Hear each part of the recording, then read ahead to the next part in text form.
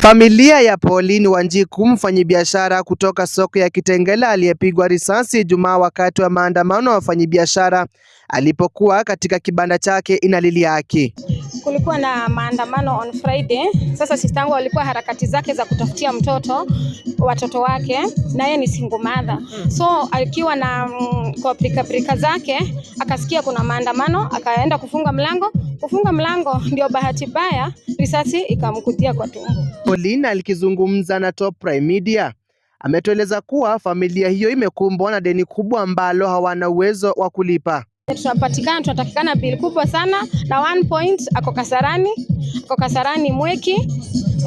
Pia hii imeisi serikali ya kaunti ya Kajiado kuingilia kati kuhakikisha kwamba wanapata haki. Tunaomba mimi sitaki kujua ati serikali ilifanya aje ama nini. What I need it's just help. Sister yangu juu ni single mother, yeye ndio baba na yeye ndio mama. Mimi tunataka usaidizi. Mimi sitaki ati story iende mbali ama nini. Mimi nataka tu wenye sister yangu atasaidika. Hii wito wangu ni wasaidie tu sister yangu. Mimi hata sina maneno mengi. Asaidie sister yangu tujue venye atatoka hospitali. Nikiripotia Top Prime Media kutoka eneo la Kitengela katika kaunti ya Kajiado, mimi ni Caleb Musyoki.